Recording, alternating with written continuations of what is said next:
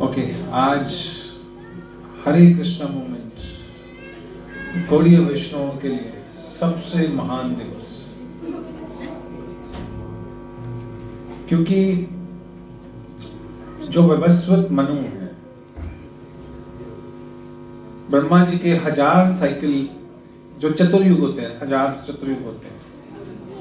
एक चतुर्युग में 4 युग होते हैं, सतयुग, त्रेता, द्वापर, कलयुग। ऐसे 1000 चतुर्युग होते हैं। उनमें से 999 चतुर्युग में गौर नारायण आते हैं, गौरचंद्र नहीं आते।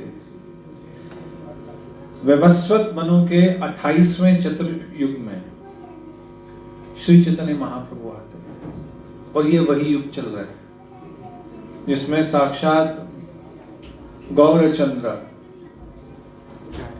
इस संसार में आए हैं, और यही युग है जिसमें भगवान कृष्ण प्रकट होते हैं, इसी युग में, इस चतुर्युग में। और चैतन्य महाप्रभु के बारे में कृष्णदास कविराज गोस्वामी लिखते हैं कि अकलंक गौरचंद्र दिले दर्शन, अकलंक गौरचंद्र दिले दर्शन, सकलंक चंद्र और कौन प्रयोजन। कि जो अकलंक यानी कि जिसमें कोई दोष नहीं है, कोई दाग नहीं है, कोई धब्बा नहीं है, जब वो गौरचंद्र प्रकट हुए तो उस समय सकलंक चंद्र, कि जो कलंक के साथ है, जो चंद्र है जिसमें दाग है, जिसमें धब्बे हैं, उसके प्रकट होने का क्या प्रयोजन है।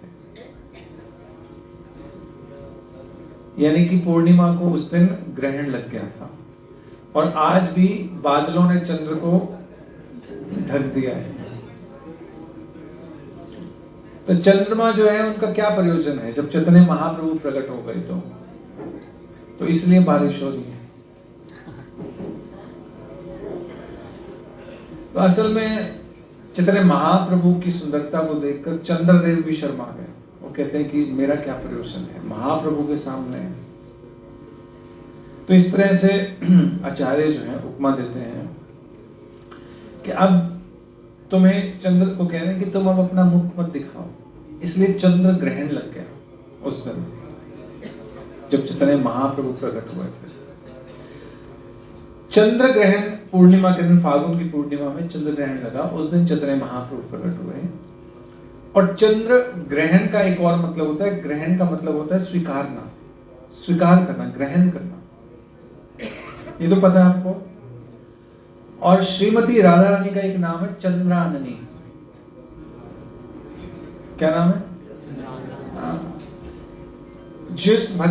जो भगवान कृष्ण है, जब वो श्रीमती राधा रानी को ग्रहण करते हैं, स्वीकार करते हैं, उनका आवेश ले लेते हैं,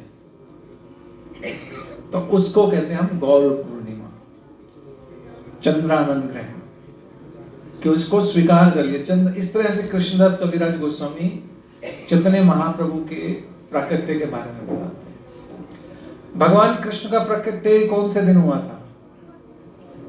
हाँ, श्रीमती राधा रानी का जन्म किस प्राकट्य किस दिन हुआ था? अष्टमी और अष्टमी कितना होता है? 8 और 8 कितना होता है? पूर्णिमा कौन से दिन होती है? 16वें दिन होती है। चैतन्य महाप्रभु कौन है?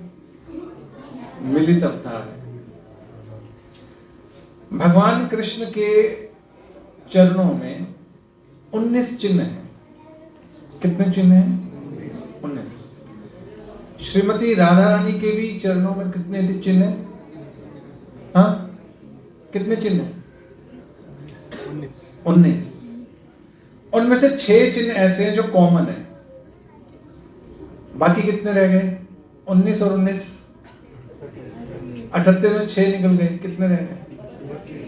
चैतन्य महाप्रभु के चरणों में 32 चिन्ह।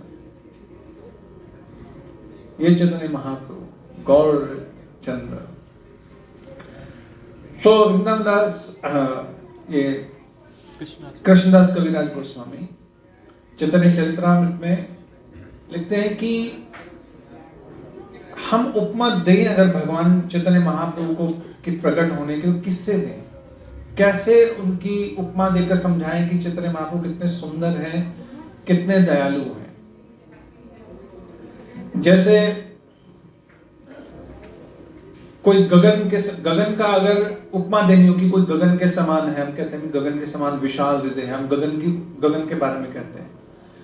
लेकिन अगर गगन को समझाना हो गगन क्या है, तो किसकी उपमा देंगे?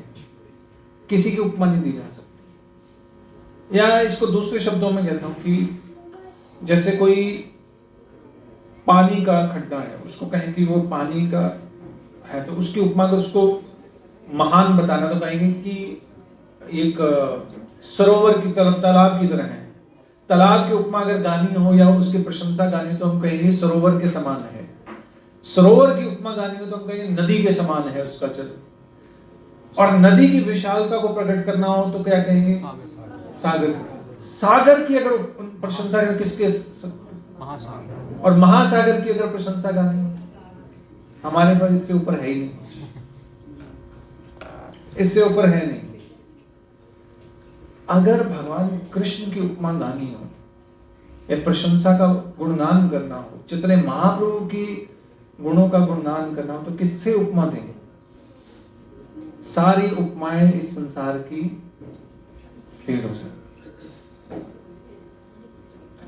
फिर भी जितने भी इस संसार में, जैसे भगवद गीता में भगवान भी कहते हैं कि जितनी भी श्रेष्ठ चीजें वो मैं ही हूं, उसी तरह जितने भी कवि हैं जो चैतन्य महाप्रभु की लीला के बारे में वर्णन करे, वो महान जो जितने भी संसार से टॉप मोस्ट चीजें हैं उनसे उपमा दे रहे हैं।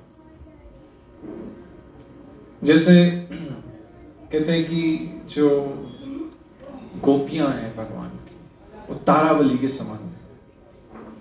कृष्ण किस प्रकार है? मेघ श्याम, जो उनको ढक देता है। और जो उसमें अभी बिजली कड़क रही थी ना, तो बिजली क्या है? वो भगवान का पीताम्बर। तो फिर राधा रानी कौन है? चंद्र के समान सुंदर। तो ऐसे अलग अलग उपमाएं दी जाती हैं, इसलिए कहते हैं चंद्रान। लेकिन जो राधा रानी है, चंद्रमा जो है उसमें कुछ दोष हैं। जैसे आप उडुपी में जाओ तो वहां पर चंद्र को श्राप मिल गया, तो उन्होंने वहां तपस्या की थी। तो फिर शिव जी ने वो श्राप तो मुक्त नहीं किया, लेकिन कहा कि ठीक है, तुम धीरे धीरे धीरे तुम्हारा जो है पूर्ण रूप प्रकट होगा, फिर धीरे धीरे धीरे कम होता जाएगा। लेकिन चैतन्य महाप्रभु कौन है? वो हमेशा चंद्र के समान प्रकट रहते हैं।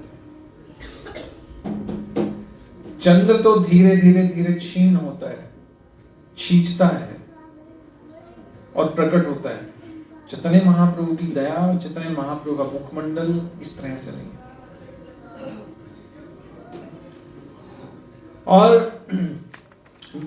भी बहुत सारे वृत्तांत जो हैं हमारे आचार्य जो हैं देते हैं, चैतन्य महाप्रभु किस प्रकार चलते हैं या गज के समान चलते हैं। उनकी जो माला पहनी हुई है वो जब ऐसे झूलती है तो ऐसे लगता है कि जो हाथी मदमस्त होकर चलता है, तो ऐसी सूंड भी जाता है हाथी। तो इस प्रकार चैतन्य महाप्रभु चलते हैं। तो 3 ग्रंथ हैं जिनमें चैतन्य महाप्रभु की लीलाओं का वर्णन मिलता है। चैतन्य भागवत, चैतन्य मंगल और चैतन्य चरितामृत। गौड़ीय वैष्णवों के लिए सबसे महत्वपूर्ण है चैतन्य चरितामृत, क्योंकि उसमें सिद्धांत दिया हुआ है, उसमें लीला भी है। और चैतन्य भागवत और चैतन्य मंगल से अगर कहीं पर कुछ कॉन्ट्राडिक्शन हो जाए, विवाद हो जाए, तो चैतन्य चरितामृत के अनुसार हम लोग सिद्धांत को मानते हैं।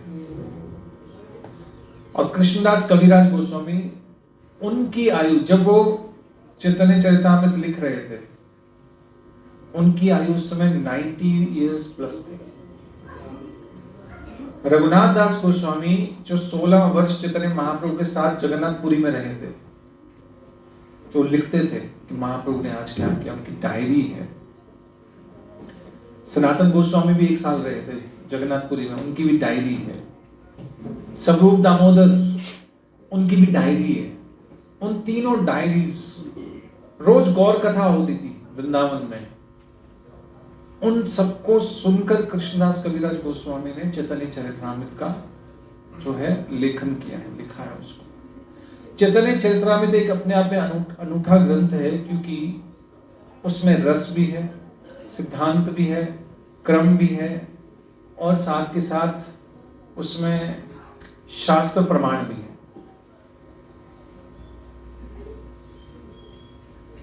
बिल्कुल शास्त्र के अनुसार जो दिया हुआ है। और चैतन्य चरितमृत में कृष्णदास कविराज गोस्वामी ने षड गोस्वामी को, वैसे तो बहुत सारे गोस्वामी हुए हैं, जगन्नाथपुरी में भी गोस्वामी हुए हैं, नवद्वीप में भी हुए हैं, वृंदावन में हुए हैं, लेकिन कृष्णदास कविराज गोस्वामी ने षड गोस्वामी को स्थापित किया है, पंचतत्व को स्थापित किया है। लोचनदास ठाकुर जो हैं, जिन्होंने चैतन्य मंगल लिखा है, तो वो नित्यानंद प्रभु के भक्त हैं। तो जो चैतन्य मंगल है वो चैतन्य महाप्रभु को लिखते लिखते नित्यानंद प्रभु के बारे में लिखने लग जाते हैं। लेकिन और उन्होंने जो स्थापित किया है, षड गोस्वामी को स्थापित नहीं किया, वो स्थापित किया है कृष्णदास कविराज गोस्वामी ने। इसलिए सभी डिवोटीज को, जो भी इस मार्ग पर चलना चाहते हैं, चैतन्य महाप्रभु के मार्ग पर चलना चाहते हैं, कृष्ण प्रेम को प्राप्त करना चाहते हैं, उनको चैतन्य चरितमृत पढ़नी चाहिए। भक्तों के साथ कैसा व्यवहार करना चाहिए, ये चैतन्य चरितमृत में। कैसा व्यवहार नहीं करना चाहिए, वो भी किसमें दिया हुआ है? हाँ, जैसे चैतन्य चरितमृत में आते हैं, चैतन्य महाप्रभु के गॉड ब्रदर थे, गॉड ब्रदर नहीं, उनके समझ लो गुरु के भाई थे, मतलब उनके गुरु के शिष्य। यानी उनके चैतन्य महाप्रभु के गुरु कौन है? हाँ, ईश्वरपुरी, उनके गुरु भाई थे रामचंद्रपुरी, सुना है? तो वो दोष ढूंढते थे, वो डिवोटीज को पहले खूब खिलाते थे,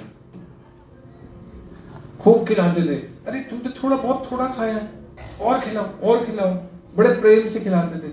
जब वो बहुत खाते थे, देखो ये सन्यासी है, ये भक्त है, हरे कृष्णा महामंत्र करता है, कितना खाता है ये।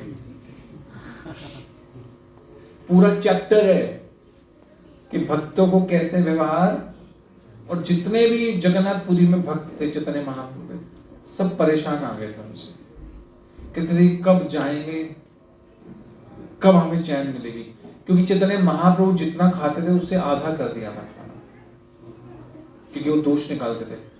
एक बार वो चैतन्य महाप्रभु को मिलने गए गुंडीचा में, तो कुछ चींटियां जा रही थी। चींटियां जा रही हैं, एक सन्यासी के कमरे में चींटियां क्या कर रही हैं? इसका मतलब जरूर कोई मिठाई रखी होगी, ये छुप छुप के मिठाई खाता है। ऐसा हमने नहीं बनना है। तो व्यवहार कैसा करना चाहिए? बहुत सारे भक्तों का वर्णन है।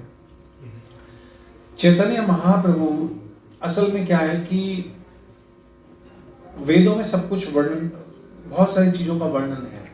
जैसे 4 युग हैं, सतयुग, त्रेता, द्वापर, कलयुग। वेदों में चारों युगों में क्या करना है क्या नहीं करना सब कुछ वर्णन है। कलयुग के लिए भी, जैसे सतयुग के लिए क्या है? तपस्या। त्रेता के लिए क्या है? हाँ, यज्ञ। भूल जाते हो। द्वापर के लिए अच्छा विग्रह सेवा। कलयुग के लिए हाँ। तो उस समय हरिनाम तो था जब चैतन्य महाप्रभु आए, ऐसा नहीं कि हरिनाम नहीं था। ये तो वेदों में वर्णन है, हरे नाम केवलम। लेकिन इसको ओपनली बोलना, इसकी अनुमति नहीं थी। हरे कृष्णा महामंत्र बहुत कम लोगों को पता था। इसकी अनुमति नहीं थी कि आप ओपनली भगवान का नाम ले सकते हो, ऐसा नहीं था। सुबुद्धि राय उस समय, क्योंकि मुसलमानों का भी राज था, तो जब भी किसी से दुश्मनी होती थी, मुसलमान या कुछ होता था, तो क्या करते थे, उस पर जूठा पानी फेंक देते थे मुंह से कुल्ला करके। कहते अब इसका धर्म भ्रष्ट हो गया। और जितने भी समाज में लोग थे कहते थे अब इसका धर्म भ्रष्ट हो गया तो इसको समाज से निकाल दो, अब ये हमारे साथ उठने बैठने लायक नहीं रहा। ये जो सुबुद्धि राय है, इसके यहाँ नवाब हुसैन शाह पहले काम करता था, और कई बार सुबुद्धि राय ने उसको पीटा भी था ठीक करने के लिए, और कई बार सहायता भी की थी। बाद में ये हुसैन शाह जो है राजा बन गया, तो उसके जो मंत्री थे उन्होंने भड़का दिया कि देखो आपको तो इसने इतना प्रताड़ित किया, इसको दंड दो, फांसी दे दो। तो हुसैन शाह ने कहा नहीं, इसके कई एहसान भी हैं मुझ पर, तो आप ऐसा करिए, इसका धर्म भ्रष्ट कर दीजिए। तो उसको बुलाया गया सुबुद्धि राय को। तो नवाब हुसैन शाह ने क्या किया, पानी पिया, मुंह में कुल्ला पानी भर के मुंह पे फेंक दिया उसके सरेआम। अब उसका धर्म भ्रष्ट हो गया। तो सुबुद्धि राय ने, क्योंकि बहुत धार्मिक था, वैष्णव है, ये मैं समाज की, उस समय के समाज की स्थिति बता रहा हूं कि क्या थी। तो सुबुद्धि राय ने पूछा वहां ब्राह्मणों से, कईयों से, धर्म गुरुओं से कि मैं क्या करूं, इस तरह से मेरा धर्म भ्रष्ट हो गया। कईयों ने उसको कहा कि तुम गर्म लोहा जो होता है उसको पीकर मर जाओ, या अपने कानों में डाल लो, या किसी ने कहा गंगा में कूद के अपना शरीर त्याग दो, अब तुम्हें नया जीवन लेना पड़ेगा, तुम ये शरीर नहीं रख सकते हो, भ्रष्ट हो गए। ऐसी चीजें थी। जैसे अगर आप 11th और 12th सेंचुरी में चले जाओ, तो रामानुजाचार्य को उनके गुरु ने एक मंत्र दिया था और बोला था कि किसी को देना मत, अगर तुम दोगे तो नरक चले जाओगे, लेकिन तुम इस मंत्र के जब से क्या करोगे, वैकुंठ की प्राप्ति हो सकती है। तो रामानुजाचार्य ने क्या किया, तोरण पे चढ़ गए, मंदिर के द्वार के ऊपर चढ़ गए और जोर जोर से वो मंत्र बोलने लगे, सबको भी सुन लो, सब जप कर लो। गुरु ने बुलाया, क्या बोले, मैंने तुम्हें मना किया था कि किसी को मत देना, तुम दे रहे हो। कहते कोई बात नहीं, गुरु वज्ञा के कारण मुझे नरक जाना पड़ेगा, नहीं ये लोग तो वैकुंठ चले गए।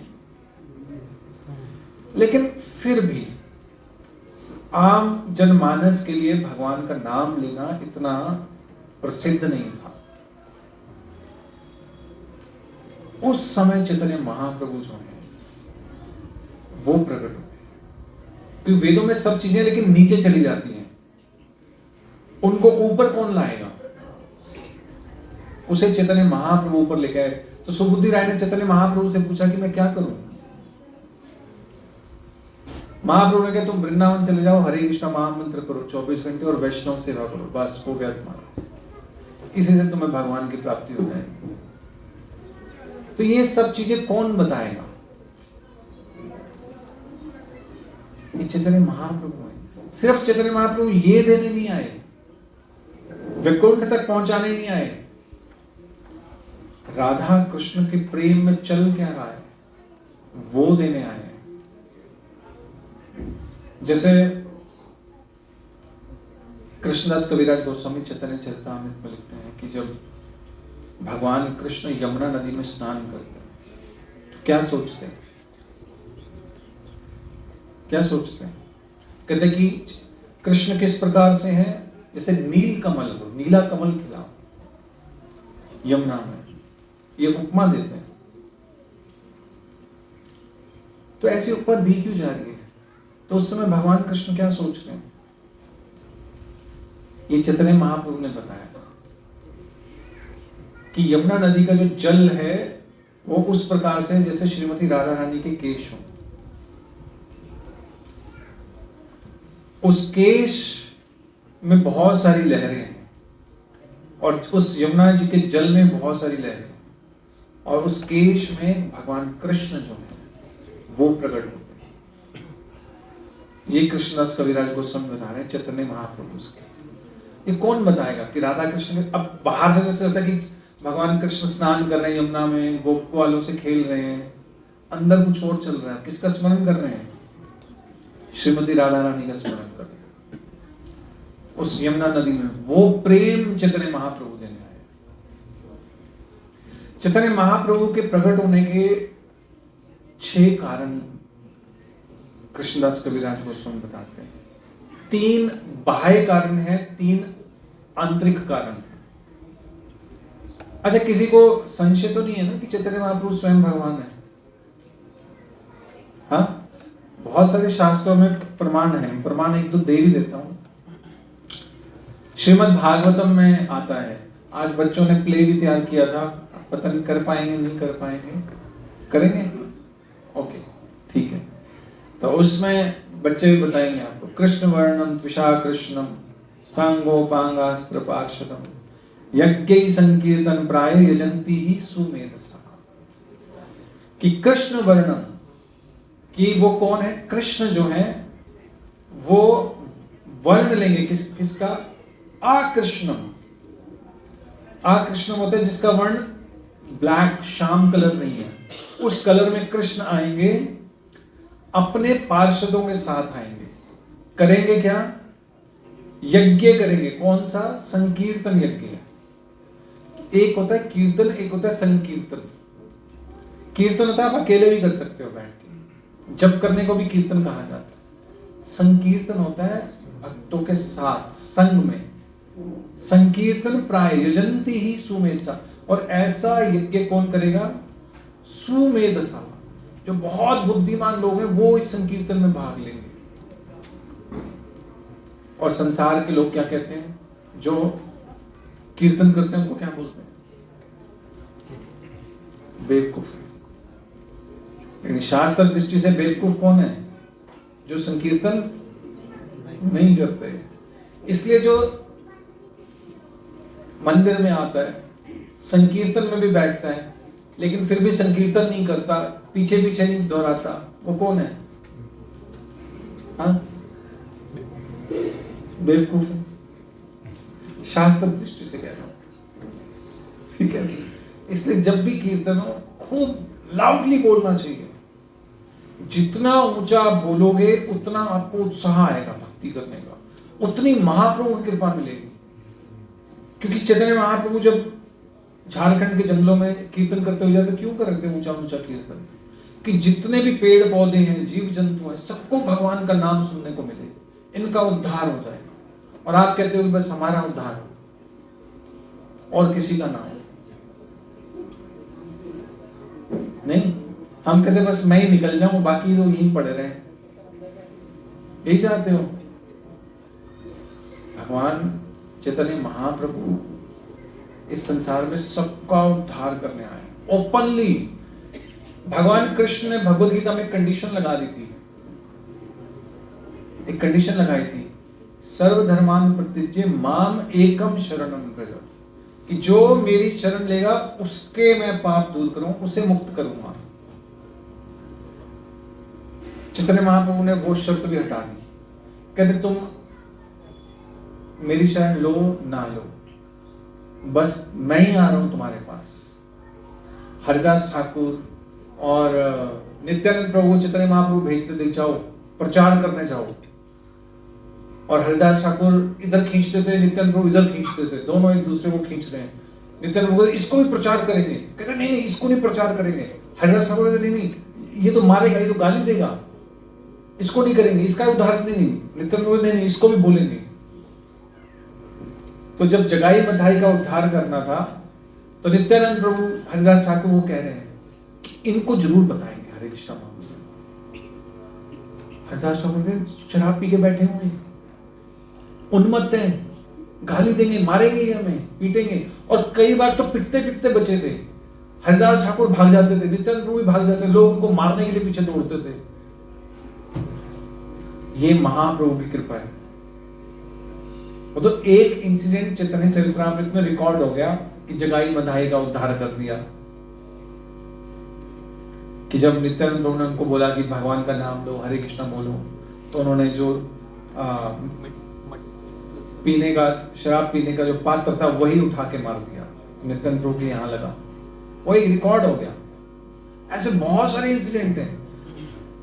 तो चैतन्य महाप्रभु ने घर घर तक महामंत्र पहुंचाया है। भगवान ने तो कंडीशन लगा दी कि भाई मेरे तक आओगे तब मैं मुक्त करूंगा। महाप्रभु कह रहे हैं मुझ तक आओ नहीं आओ मैं ही आ जाता हूं। आप में से कितने लोग हैं जो खुद मंदिर चल के आए हो? पहली बार आप तक डिवोटीज पहुंचे, कोई बुक देने आया है, कोई कीर्तन करते हुए आया है, ऐसे पहुंचे ना हम लोग। घर घर नगर आदि ग्राम सर्वत्र हरिविम प्रचार मोर नाम, मेरे नाम का प्रचार होगा, सर्वत्र प्रचार हरिविम मोर नाम। ये चैतन्य महाप्रभु की कृपा है। स्वर्ण वर्ण हे मांगो, ये गरुड़ पुराण में दिया हुआ है कि स्वर्ण वर्ण हे मांगो, कि उनका जो वर्ण है वो कैसा होगा? सोने के समान होगा। संन्यास कृत समशांता, संन्यास वो लेंगे। कार्यों का भी वर्णन है। और गरुड़ पुराण में एक और जगह दिया है, अहम पूर्णो भविष्यामि युगा संध्यम विशेषतः, कि मैं भविष्य में पूर्ण रूप में, पूर्ण अवतार के रूप में, संध्या के समय, क्योंकि अभी जो युग है वो क्या है? संध्या चल रही है। किसकी संध्या? द्वापर और कलयुग की संध्या के समय प्रकट होगा। क्योंकि अगर हम 4,32,000 साल और 8,64,000 साल एक बड़ा टाइम पीरियड रखें तो दोनों जब मिलेंगे तो वो टाइम पीरियड चल रहा है अभी। तो ये अभी कलयुग का गोल्डन टाइम है। आने वाले टाइम में ऐसा समय आएगा कि भगवान का नाम भी सुनने को नहीं मिलेगा। इतना भयंकर टाइम आएगा। शास्त्रों में वर्णन है कि लोग अपने बच्चों को मार के खाएंगे। अभी भी है, आई थिंक अफ्रीका और चाइना में भी है कि लोग फीटस खाते हैं ना, फीटस। जिनको पता है उनको पता है। आज के समय में ग्रैंडफादर को खाया है, बहुत सारी चीजें हैं। और ये भी लिखा हुआ है कहाँ प्रकट होंगे चैतन्य महाप्रभु? मायापुरे नवद्वीपे भविष्यामि शचि सुते, और मेरी माता का नाम क्या होगा? शची। तो ऐसे बहुत सारे चैतन्य महाप्रभु के प्राकट्य के बारे में वर्णन है। तो हम लोग पहले बात करते थे, लीलाओं के बारे में चर्चा करेंगे कि चैतन्य महाप्रभु के 3 बाह्य कारण थे। कौन कौन से थे? किसी ने पढ़ी चैतन्य चरितामृत?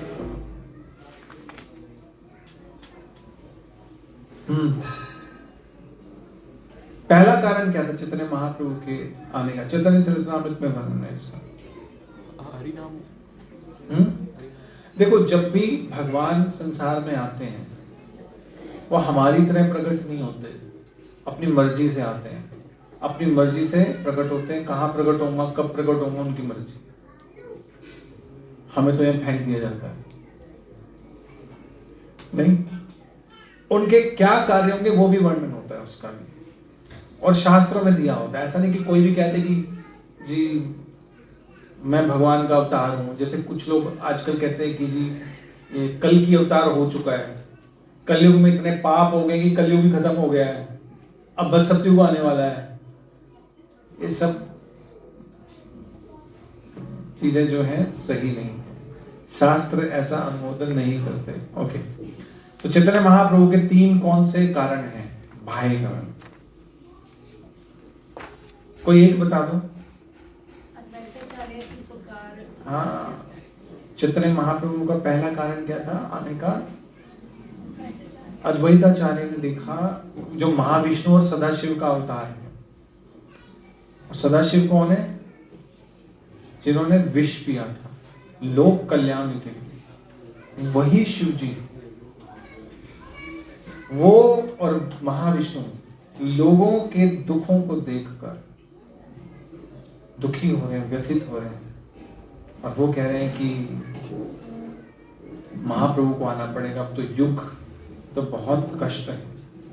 तो वो रोज शालिग्राम की तुलसी से सेवा करते थे। सिर्फ शालिग्राम को गंगा स्नान कराते थे और तुलसी अर्पित करते थे और रो रो कर पुकारते थे। तो भगवान किसके जीवन में प्रकट होंगे? जो जिसके हृदय में जन कल्याण की भावना है, जो रो रो कर भगवान को पुकारेगा कि आप सहायता कीजिए, उसके जीवन में, उसके हृदय में भगवान आएंगे। ये पहला कारण था चैतन्य महाप्रभु के प्रकट होने का। दूसरा कारण,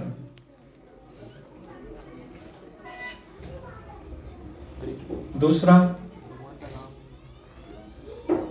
मतलब अगर आप भगवान को नहीं पुकारोगे ना, अगर आपके मन में लालसा नहीं है भगवान को अपने हृदय में लाने की, तो भगवान आएंगे भी नहीं। जैसे राधा रमन प्रकट हुए, गोपाल भट्ट गोस्वामी के मन में इच्छा आ गई कि मेरे पास भी विग्रह होते तो मैं भी उनको वस्त्र पहनाता, आभूषण पहनाता, तो भगवान प्रकट हो गए। माधवेंद्रपुरी के पास गोपाल के रूप में प्रकट हो गए भगवान, विग्रह के रूप में। सनातन गोस्वामी, रूप गोस्वामी, इनके यहाँ प्रकट हुए भगवान। हमारे पास, हमारे यहाँ तो प्रकट नहीं होते, हमारे न जीवन में है न हृदय में है। क्यों नहीं प्रकट हो रहे? हाँ,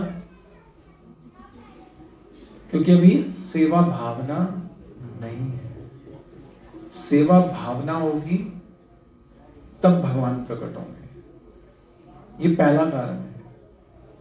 दूसरा, युग धर्म की स्थापना करने के लिए भगवान आए।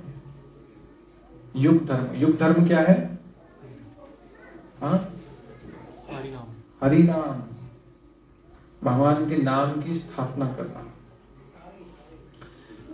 और जैसे उन्मत्त व्यक्ति होता है ना, आप किसी शराबी व्यक्ति के पास जाओ ना, तो या तो वो मतलब उल जलूल बातें करता है शराबी व्यक्ति, जिसने पी रखी हो, तो वो या तो कुछ भी दे देगा या कुछ भी नहीं देगा। आप उसके पास कुछ सहायता मांगने गए, अगर उसने पी रखी है, या तो पूरा ही निहाल हो जाएगा। तो कल क्या हुआ कि होलिका थी, होलिका पे घर पे उपले गए थे, तो मेरे मदर ने कहा कि उपले लेके नहीं आया। मैंने कहा भूल गया, कह अभी लेके आ। तो मैं किसी के पास उपले लेने गया, तो उसने शराब पी रखी थी, गाय रखी हुई है उसने, तो मैंने कहा चलो उससे ले लेता हूँ। मैंने कहा उपले चाहिए, कहते देखो अब हमारा टाइम हो गया, पी रखी है, कहते अब तो मैं किसी अपने बाप की भी नहीं सुनता, इस समय आ गया। कहते पर पता नहीं क्यों तुझे देख कर मुझे लग रहा है दे देने चाहिए तुम्हें। कहते पर मैं तो हाथ नहीं लगा सकता, तेरे को पता ही है कि मैंने पी रखी। मैंने कहा तुम मेरे को बता दे कि कहाँ है, मैं उठा लूंगा। मैंने देख वहां उसने चाबी लाया, ताला खोला, उसने अंदर चला जाए, वहां से उठा। शराबी व्यक्ति का कुछ नहीं पता, कहता वैसे मैं इस टाइम पे कभी किसी की नहीं सुनता, अपने बाप की भी नहीं सुनता। तो जो शराबी व्यक्ति होते हैं ना, वो कभी उन्मत्त हो जाए तो कुछ भी दे सकता है। इसलिए जितने भी बड़े बड़े बिजनेस डील होती है ना, उस समय वो चलता है साथ में कि अच्छी डील होगी, पहले खिलाते पिलाते हैं, फिर डील साइन होती है, जोश आ जाता है। उसी तरह चैतन्य महाप्रभु हैं, उन्मत्त हैं प्रेम में, भगवान के प्रेम में, और उनको पता ही नहीं लग रहा कि क्या हो रहा है। वो कहते ले लो, ये भी दे दो, ये भी दे दो। पात्र है या सुपात्र है या नहीं है, या कुपात्र है, कहते बस दे दो। वो धोबी को छू रहे हैं, वो भगवान के नाम में पागल हो रहा है, वो नाच रहा है, उसने मांगा भी नहीं। मछुआरे को दे रहे हैं जो मछलियां पकड़ रहे हैं। चैतन्य चरितामृत में आता है ऐसा वर्णन है। मतलब पशु पंछी सब चैतन्य महाप्रभु को देखकर सुनकर नाच रहे हैं। महाप्रभु सबको कृष्ण प्रेम दे रहे हैं। क्यों दे रहे हैं? उन्मत्त है, पागल व्यक्ति को पता ही नहीं होता क्या है। इसलिए अगर आपको कृष्ण प्रेम जल्दी चाहिए, तो जिस रूप में भगवान ने पी रखी है, जिस रूप में चैतन्य महाप्रभु उन्मत्त है, उस रूप में भगवान की अगर हम सेवा करेंगे तो भगवान का प्रेम जल्दी मिलेगा। ओके। तीसरा, बाह्य कारण। चैतन्य महाप्रभु ने देखा कि अभी तक इस ब्रह्मा जी के पूरे साइकिल में किसी ने भी शुद्ध भक्ति नहीं दी, मिश्रित भक्ति दी। अब वो शुद्ध भक्ति देनी है। अन्य अभिलाषिता शून्यम ज्ञान कर्मादि अनावृतम, ये भक्ति देने आए चैतन्य महाप्रभु। उससे पहले था कि चलो अपना कर्तव्य भी करना चाहिए, अपनी इच्छाएं भी पूरी कर लो। चैतन्य महाप्रभु नहीं, अन्य अभिलाषिता शून्यम ज्ञान कर्मादि अनावृतम। जैसे चैतन्य महाप्रभु जब प्रकट हुए तो जाकर जूठे बर्तनों में बैठ गए। सब एक ही है, ये भी मिट्टी से बना है, विष्णु की माया है सब। तो शची देवी कान पकड़ के लेके आए, तो वहां क्यों बैठे हो? सब एक ही तो है। तो महाप्रभु फिर शची देवी के माध्यम से चैतन्य महाप्रभु ने मायावाद खंडन किया कि सब एक नहीं है। तो शची देवी समझा रही है कि अगर कोई ईंट है उसमें पानी नहीं भर के रख सकते, कोई कच्ची मिट्टी है उसमें पानी नहीं भर के रख सकते, लेकिन अगर उसे पका दे तो फिर उससे हम लोग भोजन बना सकते हैं, भोजन पा सकते हैं। तो अलग अलग कार्य हैं, इसलिए सब एक नहीं कहा जा सकता। हर किसी का अपना अपना जो है महत्व है। और भी बहुत सारी चैतन्य महाप्रभु ने लीलाएं की हैं। और इंटरनल कारण, आंतरिक कारण चैतन्य महाप्रभु के प्राकृतिक है, ये मैं आप लोगों को छोड़ देता हूं अगली क्लास के लिए। आंतरिक कारण क्या है, हम चैतन्य महाप्रभु के प्राकट्य के कुछ लीलाओं पे चर्चा कर लेते हैं, ठीक है? अनादि प्रभु कहाँ है?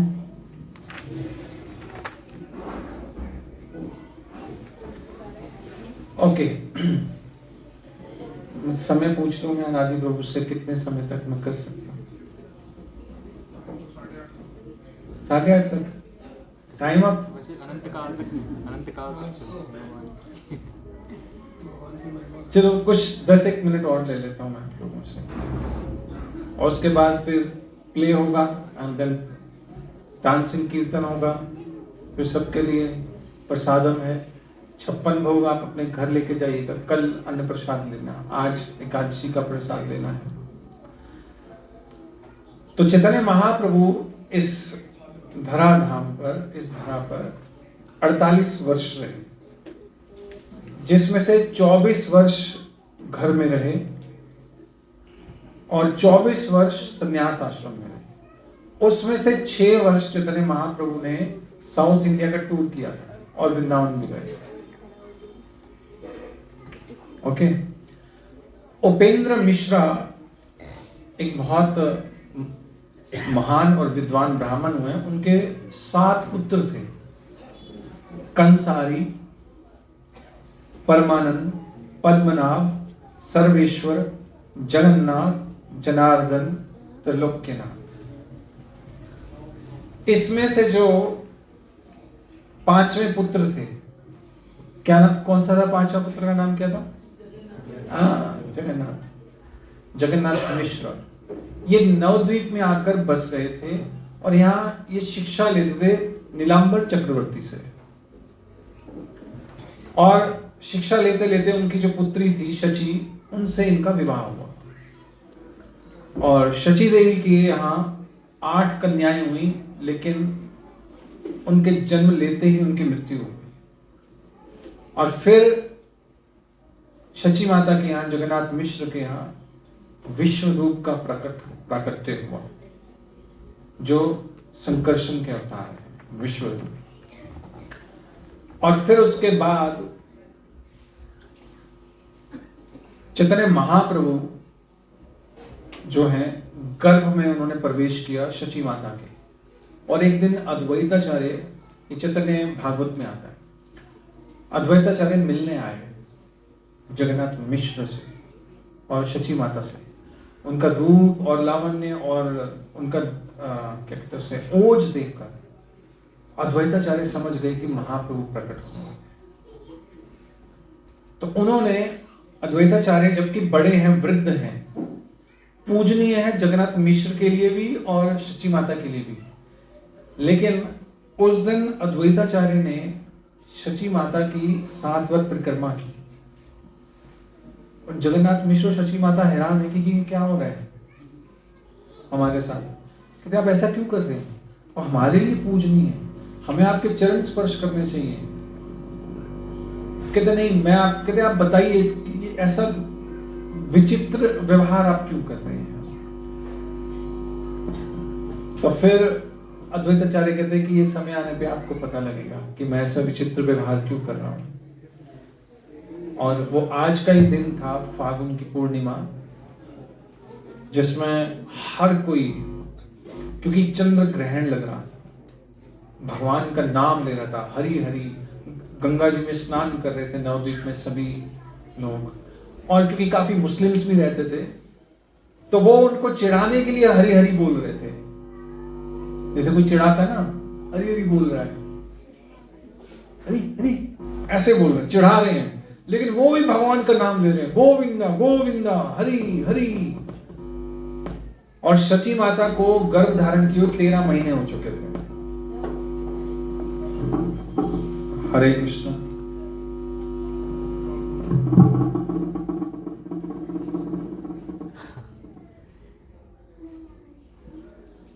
और उस समय जब सभी भगवान चैतन्य महाप्रभु आते, सभी लोग क्या कर रहे हैं, भगवान का नाम ले रहे हैं। महाप्रभु ने आते ही संकीर्तन यज्ञ शुरू कर दिया, हरि हरि बोल रहे हैं सभी। उस समय चैतन्य महाप्रभु प्रकट हुए। बहुत सारे जो देवी देवता थे वो गांव वासियों के रूप में प्रकट होके चैतन्य महाप्रभु का दर्शन करने आए। उसमें से एक और ब्राह्मण के रूप में आए थे, बहुत बड़े संत। उन्होंने महाप्रभु को देखा, उन्होंने कहा कि ये तो विश्व का भरण करने वाले हैं। और चैतन्य महाप्रभु जब रोते थे तो सब भगवान का नाम लेते चुप हो जाते थे, जोर जोर से रोने लग जाते थे महाप्रभु। तो सब लोगों को पता लग गया कि अगर इस बालक को चुप कराना तो क्या बोलना पड़ेगा, जोर से बोलना पड़ेगा। हाँ। और कई बार, अभी छोटे ही बालक हैं, शची माता जब उनके कमरे में कक्ष में सुला कर जाती थी तो जो चैतन्य महाप्रभु हैं उन जो वस्तु उनको बिखेर देते, कभी कोई दही का बर्तन तोड़ दिया, चावल बिखेर दिए, कभी कुछ कर दिया, और फिर आगे पालने में लेट जाते। शची में इतना नुकसान कैसे होगा, इतना किसने किया है, पर पता नहीं लगता था भी कौन है। लेकिन जैसे ही चैतन्य महाप्रभु को देखती थी इतनी आनंदित हो जाती थी कि वो जो नुकसान हुआ है, हानि हुई है, भूल जाते हैं।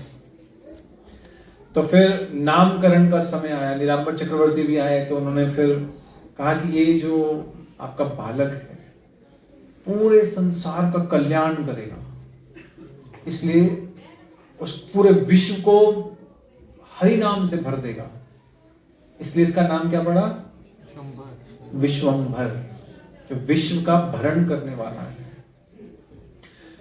श्रील प्रभुपाद ने कहा कि एक्चुअली क्या होता है कि कई लोग कहते हैं कि हमें जो प्रसाद है वो किन्हें बांटना चाहिए, गरीब लोगों को बांटना चाहिए। लेकिन श्रील प्रभुपाद ने कहा कि प्रसाद सिर्फ गरीब लोगों को नहीं, अमीर लोगों को भी बांटना चाहिए, क्योंकि वो भी दुखी हैं। प्रसाद कोई पेट भरने के लिए वस्तु नहीं है, ये क्या है, दिव्य वस्तु है, इससे सबका कल्याण होगा। इसलिए सबको बिना किसी भेद के प्रसाद देना चाहिए, चाहे कोई अमीर हो चाहे गरीब हो। प्रसाद को तो शिव जी भी ग्रहण करते हैं, स्वीकार करते हैं उसको परम आदर से। तो इसी तरह जो चैतन्य महाप्रभु हैं उन्होंने योग्यता अयोग्यता को बिना विचार किए सबको भगवान का नाम दिया, इसलिए विश्व का भरण करने वाले विश्वंभर नाम दिया गया। और जो गांव की जो और स्त्रियां थी उन्होंने कहा कि इसका नाम हम निमाई रखेंगे, कि नीम के पेड़ के नीचे प्रकट, इसलिए निमाई पड़ गया नाम। और कुछ समय बाद फिर जब नामकरण हुआ उसके बाद चैतन्य महाप्रभु के सामने कुछ चीज वस्तुएं रखी गई, जैसे सोना रखा गया, पुस्तकें रखी गई और चावल रखे गए और निमाई को बोला गया कि निमाई तुम इसमें से चुनो, क्या चुनते हो, तुम्हें क्या जो अच्छा लगता है उसे ले लो। ऐसे 2 रखी गई। तो निमाई ऐसे पैरों के बल, क्योंकि खड़े नहीं हो सकते, तो ऐसे चलते चलते घुटनों के बल उन्होंने क्या चुना? श्रीमद् भागवतम को चुना।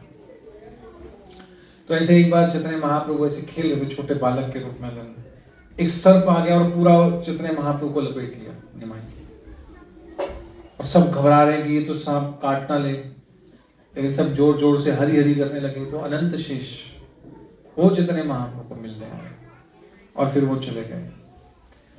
और चैतन्य महाप्रभु का चेहरा इतना क्या कहते उसे, ब्रिलियंट, तेजवान, नहीं, बहुत ही सौम्य चेहरा था, मासूम जैसे होता है ना कोई, बहुत ही सुंदर चेहरा, बहुत सुंदर मुस्कान थी चैतन्य महाप्रभु। तो वो जब घर से बाहर निकलते थे उनको देखकर बहुत सारे लोग उनको गिफ्ट्स दे जाते थे।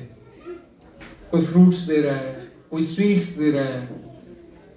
तो जो गांव की जो स्त्रियां थी जो हरी हरी बोलती थी, भगवान का नाम लेती थी, तो चैतन्य महाप्रभु क्या करते थे? उनको वो गिफ्ट्स दे देते थे कि हम भगवान का नाम लेते हो, ये मेरे गिफ्ट लो आप। तो आज भी तो होता है, आप सब भगवान का नाम लेते हो तो आपको सबको प्रसाद मिलेगा। ये वहीं से चली आ रही है परंपरा, हमने नहीं शुरू किया, कुछ नया नहीं है। जो जितना नाम लेगा उसको उतनी बड़ी गिफ्ट मिलेगी, उतना ज्यादा प्रसाद मिलेगा। ठीक है। तो एक बार चैतन्य महाप्रभु ने गहने पहन रखे हैं, हाथों में कंगन पहने हुए हैं, पायल पहनी हुई है, कानों में कुंडल है। चोरों की नजर पड़ गई उसमें। अब चोर सोच रहे हैं कि हम इनके गहने जो है वो चुरा लेते। तो निमाई जो है बाहर ऐसे खेले, कहते आओ बेटा हम तुम्हें घर ले चलें। कहते हाँ मुझे घर चलना, चलो। तो एक चोर ने उनको ऐसे कंधे में बिठा लिया, तो उसे कह रहे चलो चलते हैं। तो उसे जंगल के रास्ते से लेके जा रहे हैं। तो एक दूसरे चोर ने उसको, चैतन्य महाप्रभु को, निमाई को संदेश खिला रहे हैं, मिठाई खिला रहे हैं, रोए ना, खिला रहे हैं उसको, बातें कर रहे हैं उससे, और सोच रहे हैं कि अब क्या एकांत आएगा, जैसे ही हम लोग गहने उतार लेंगे इसके। लेकिन चैतन्य महाप्रभु ने उनको ऐसा भ्रमित किया, उनको लगा कि हम अपने घर आ गए। वो सीधा चैतन्य महाप्रभु के घर पे पहुंच गए और पीछे उनके माता पिता सब गांव वाले परेशान कि निमाई कहाँ चला गया, निमाई कहाँ चला गया। अरे ये 2 लोग निमाई को ले आए और वो चोर थे। उन्होंने निमाई को उतारा और भाग गए। अब वो सब कह रहे हैं कि शुक्र है भगवान का, भगवान ने रक्षा की है। पता नहीं कौन से कोई 2 देव लोग आए हैं जो निमाई को घर छोड़ गए हैं।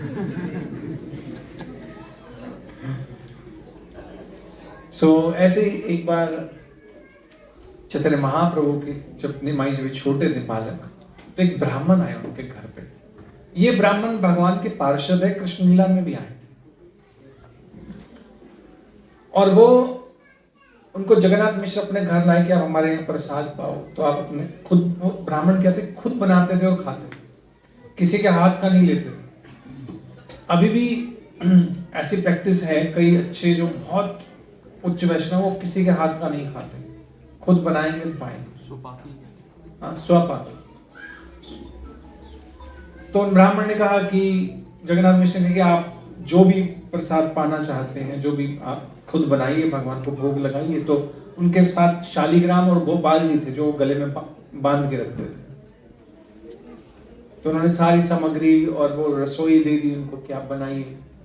तो जैसे ही वो प्रसाद उन्होंने भोग बनाया, भोग अर्पित करने लगे, निमाई वहां पर खेलते खेलते, किसी का ध्यान नहीं गया, और उन्होंने वहां से चावल खाए और खाने लगे। और ब्राह्मण देखते हैं कि ये क्या हो गया, भगवान को तो अभी भोग लगा नहीं और ये पहले खा लिया।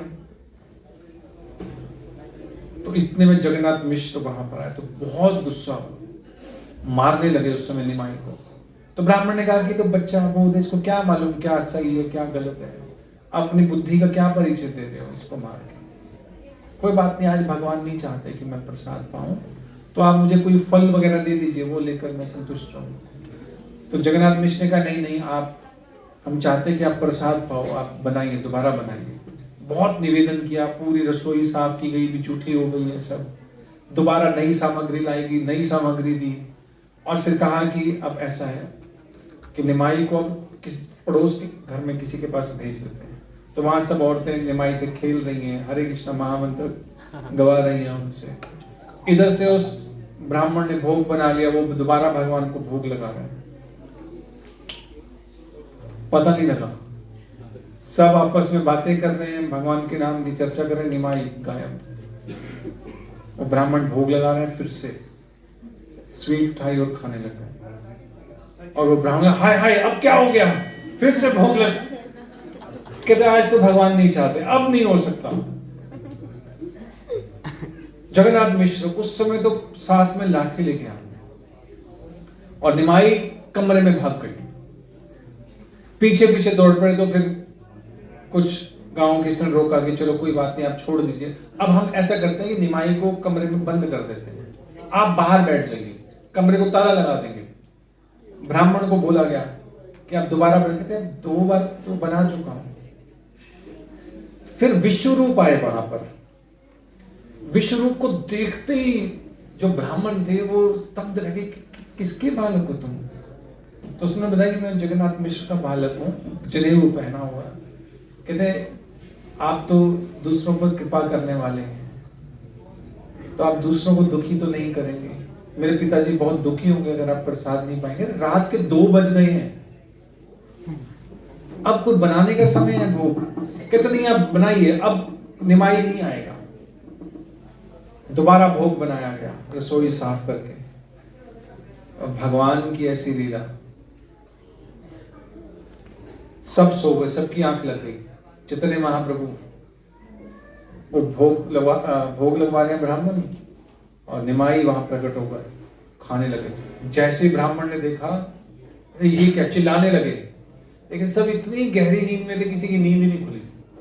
तब महाप्रभु ने कहा, अपना अष्टभुज रूप प्रकट किया वहां पर। 4 भुजाएं नारायण की, 2 भुजाएं कृष्ण की, 2 भुजाएं राम की।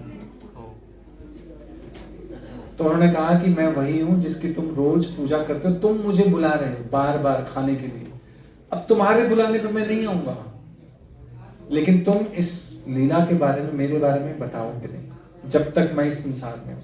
अगर बताओगे तो मैं तुम्हें दंड दूंगा। कुछ समय यहाँ पे रहो आराम से। तो वो ब्राह्मण उसने फिर वो प्रसाद जो है पूरा अपने शरीर पर ऐसे लगा लिया, खा रहे हैं, बिल्कुल नहा रहा है उस प्रसाद में। और कई दिन तक उस नवदीप में रहा। और वो ब्राह्मण, और उसने शाम मतलब मधुकरी करके आता, खाता कुछ, फिर उसके बाद चैतन्य महाप्रभु के दर्शन करता, फिर वहीं रहा काफी समय, और फिर उसके बाद चले गए। तो इस तरह चैतन्य महाप्रभु की बहुत सारी लीलाएं हैं। और भगवान चैतन्य महाप्रभु की शिक्षा फिर कभी हम लोग चर्चा करेंगे, समय का अभाव है। ठीक है। श्री चैतन्य महाप्रभु की जय, श्रील प्रभुपाद की जय, गौर प्रेमानंदे। अभी